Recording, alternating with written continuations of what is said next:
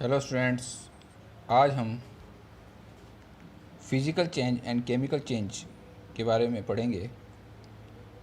वैसे तो आप ये 9th में पढ़ लेते हो, मगर जो चैप्टर है हमारा 10th का chemical reaction and chemical equation, उसमें जो केमिकल रिएक्शन के बारे में पढ़ेंगे उसके लिए आपको समझने से पहले आपको ये कुछ बेसिक कॉन्सेप्ट मालूम चाहिए। फिज़िकल चेंज क्या होता है, केमिकल चेंज जो आपने पढ़े हैं पहले। तो एक बार हम वापस रिवाइज़ कर लेते हैं। फिज़िकल चेंज की मैं आपको एक बार पॉइंट्स समझाता हूँ, फिर इसको एग्जांपल से समझते हैं। फिज़िकल चेंज क्या होते हैं, ठीक है। टेम्परी होते हैं और इसको कैन बी रिवर्स, मानी ये जो प्रोसेस होता है चेंज होता है इसको हम रिवर्स भी कर सकते हैं, ठीक है। दूसरा point, no new substance is found, chemical composition remain unchange. कोई नया सब्सटेंस नहीं बनता है और केमिकल कंपोजिशन जो होती है वो रिमेन अनचेंज ही रहती है, मानी कोई चेंज नहीं आता केमिकल कंपोजिशन में, ठीक है।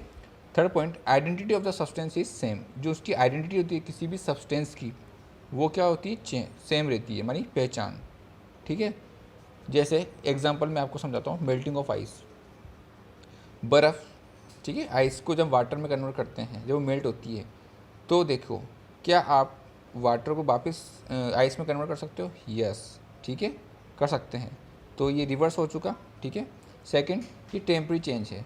अगर आप वापस बर्फ़ को रख दोगे बाहर तो वो वापस किस में कन्वर्ट हो जाएगा? वाटर में। तो ये एक तो रिवर्स या रिवर्सिबल प्रोसेस है और टेम्परेरी, थोड़ी देर के लिए ये होता है। दूसरा, क्या नया सब्सटेंस बन रहा है, ठीक है। आइस और वाटर, आइस और वाटर जो होते हैं दोनों ही पानी के मॉलिक्यूल से मिलकर बनते हैं, ठीक है। तो दोनों की कोई नया सब्सटेंस तो आपको नहीं मिल रहा, वही का वही सब्सटेंस है।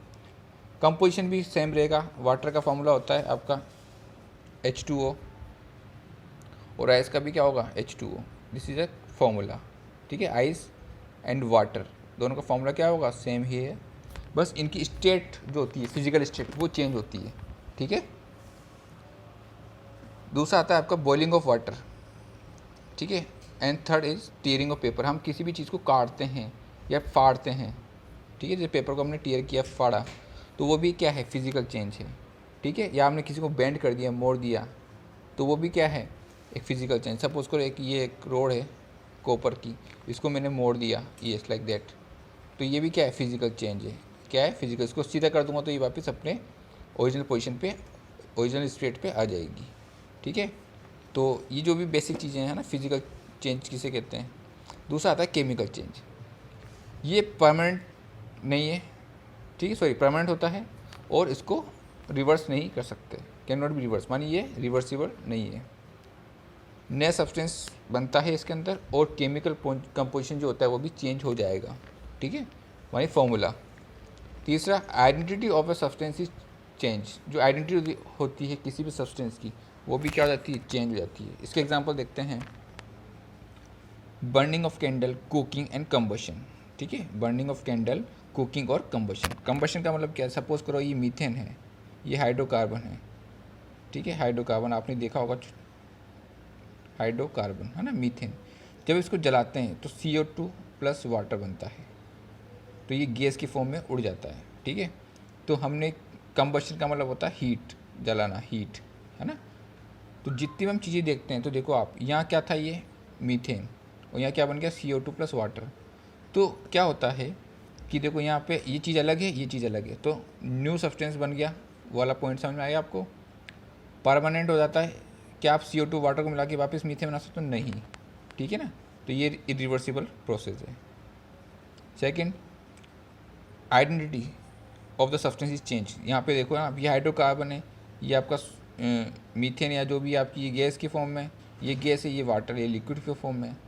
तो दोनों की आइडेंटिटी क्या हो गई? चेंज हो गई, ठीक है। ये अलग आइडेंटिटी का है, ये इसकी अलग पहचान है, ठीक है। मीथेन ये अलग चीज़ है, ये अलग चीज़ है, तो दोनों की आइडेंटिटी क्या हो गई? चेंज हो गई।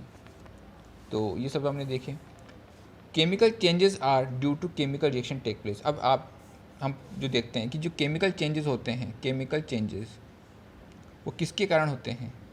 कुछ हुआ होगा उनके अंदर, ठीक है, और वो किसके कारण होते हैं? केमिकल रिएक्शन के कारण, ठीक है।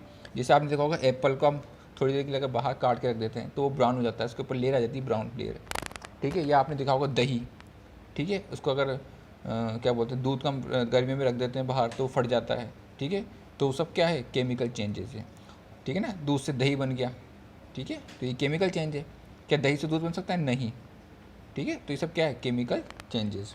और ये किसके कारण होते हैं, क्या होता है इनके अंदर, केमिकल रिएक्शन, ठीक है।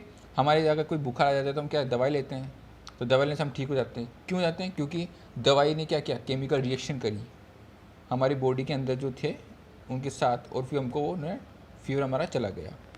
तो जितनी भी हम देखते हैं खाने की पीने की सब चीज़ें देखते हैं, उसमें क्या होता है, केमिकल रिएक्शन होती है। जंग लगना, ठीक है, आगे हम पढ़ेंगे, है ना। तो ये भी क्या है, केमिकल चेंजेस है। तो हमारे जो सिलेबस में है वो है केमिकल चेंजेस के बारे में या केमिकल रिएक्शन के बारे में। तो अब बात करते हैं what is chemical reaction. Chemical reaction involve breaking of chemical bond present in the reactant molecule and forming new chemical bond to give the product। Chemical reaction क्या होती है, केमिकल बॉन्ड जो होते हैं रिएक्टेंट के अंदर उनको वो टूटते हैं और नए केमिकल बॉन्ड बनते हैं, ठीक है। और अगर सिंपली भाषा में आपको समझाऊं तो chemical reaction simply involve rearrangement of atom का रीअरेंजमेंट होता है। जैसे आप कहीं भी बैठ जाते हो स्कूल के अंदर, तो आपको मैडम की एक अरेंज करती है ना कि इधर तो गर्ल्स बैठेंगे इधर बॉयज़ बैठेंगे, तो आपको क्या कर दिया उन्होंने, अरेंज कर दिया, रीअरेंज कर दिया। आप अपने हिसाब से बैठ गए, मगर जब टीचर आते हैं तो वो अपने हिसाब से आपको क्या करते हैं, अरेंज करते हैं, रीअरेंज करते हैं, ठीक है। तो रीअरेंज होता है किसका, एटम का। तो एग्जांपल से समझाता हूँ मैं आपको। देखिए ये H2 + O2 गिव H2O, ठीक है। ये केमिकल रिएक्शन है कोई, हम बहुत डेप्थ में आगे पढ़ेंगे क्या क्या, एक एक चीज़ मैं आपको बताऊंगा, बस एक जनरल चीज़ समझिए। ये हाइड्रोजन होती है, ये गैस है, ये भी ऑक्सीजन है, ये भी गैस है, और ये लिक्विड, ये पानी, ठीक है। अब देखिए H2 ये ऐसे होता है, इसके अंदर एक बॉन्ड होता है, H2 ये मॉलिक्यूल है, मैंने आपको बताया था ना, ये मॉलिक्यूल है, और ये किससे जुड़े हुए हैं, बॉन्ड, ये बॉन्ड। ऐसे ही ऑक्सीजन है, ये ऑक्सीजन है, ये डबल बॉन्ड्स होता है वैसे तो ऑक्सीजन के बीच में, मगर मैंने ये देखिए डबल बॉन्ड होता है। तो ये बॉन्ड्स क्या होते हैं, ब्रेक होते हैं, और ब्रेक होके नए आपका क्या बना रही है, मॉलिक्यूल या कंपाउंड, ठीक है, H2O वाटर, ठीक है।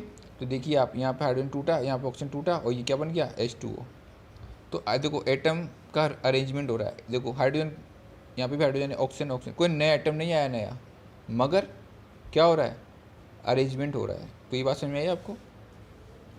अब आता है simple in language of science, अगर मैं साइंस की बात लैंग्वेज में बात करूँ, केमिकल रिएक्शन इज एक प्रोसेस है in which one or more substances are transformed into new substance, जिसके अंदर क्या होता है, एक या एक से ज़्यादा सब्सटेंस ट्रांसफॉर्म होके नए सब्सटेंस बनाते हैं, ये हमने देख लिया। During chemical reaction new substance with new properties are form, जब केमिकल रिएक्शन होती है तो न्यू सब्सटेंस बनते हैं, और उनकी न्यू प्रॉपर्टीज़ भी क्या होती है, नई होती है, ठीक है। जैसे अभी मैंने बताया था आपको, ये H2 क्या था, ये गैस है, ये भी गैस है, ये क्या है, वाटर, और ये क्या है, लिक्विड। तो देखो इनकी प्रॉपर्टी क्या हो गई, चेंज हो गई। ये हाइड्रोजन बहुत जल्दी जलता है, ऑक्सीजन सपोर्ट करता है, बिना ऑक्सीजन के आप कोई चीज़ को बर्न नहीं कर सकते हो, और दोनों मिलकर क्या बना दिया, पानी, जो कि क्या होता है, आग, और ये आग को ये बुझाता है। तो देखो बिफोर रिएक्शन ये अलग अलग इनकी प्रॉपर्टी, आफ्टर दिस रिएक्शन इनकी प्रॉपर्टी क्या हो गई, चेंज हो गई। तो यही होता है केमिकल रिएक्शन के अंदर। अब एग्जांपल देख लीजिए, burning of magnesium ribbon in air, जो आपके NCERT में भी दे रखा है, एंड फॉर्मेशन ऑफ वाटर, इसका मैं एग्जांपल ले रहा हूँ। देखिए जैसे H2 क्या है, ये गैस, O2 गैस, H2 अभी नहीं देखा है, कार्बन, और उसको जब जलाएंगे तो क्या बनेगा, CO2, तो C + O2 CO2। तो ये सिंपल सा आपको क्या दे रखी है, इक्वेशन, रिएक्शंस दे रखी है। अब देखिए इस ये एरो क्या करता है, एक रिप्रेजेंट करता है एक इक्वेशन को, एक क्या बोलते हैं, केमिकल रिएक्शन को। उसकी लेफ्ट हैंड साइड हम लिखते हैं रिएक्टेंट, ठीक है, और उसके राइट हैंड साइड हम क्या लिखते हैं, प्रोडक्ट। रिएक्टेंट किसे कहते हैं, रिएक्टेंट उसे कहते हैं जो पार्टिसिपेट करता है केमिकल रिएक्शन में। एंड व्हाट इज प्रोडक्ट, जो नया सब्सटेंस फॉर्म होता है, ठीक है। A + B, दैट्स मीन यहाँ पे रिएक्टेंट कौन कौन से हैं, A और B, और यहाँ प्रोडक्ट क्या क्या है, C और D। तो एक जनरल एक इक्वेशन हो गई, है ना, किसी भी रिएक्शन की। जैसे मैं आपको वापस समझाता हूँ, मैग्नीशियम को जब हमने ऑक्सीजन की प्रेजेंस में जलाया, प्लस ऑक्सीजन की प्रेजेंस में जलाया, यहाँ पे हमने एरो लगा दिया, ये हीट का साइन है, और क्या बना, मैग्नीशियम ऑक्साइड, और ये मैग्नीशियम ऑक्साइड क्या से होता है, वाइट पाउडर, ठीक है। तो अगर इसको मैं उसके फॉर्म में लिखूँ, एटम के फॉर्म में, तो हम कैसे लिखेंगे? तो मैग्नीशियम का Mg ये सिंबल होता है, ऑक्सीजन का O2, तो क्या बन जाएगा? MgO, magnesium oxide.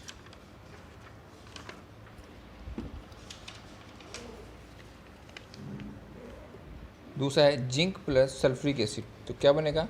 Zinc sulphate plus hydrogen gas. ठीक है, जब जिंक को हम तेजाब में डालेंगे तो क्या बनेगा? Zinc sulphate plus hydrogen gas.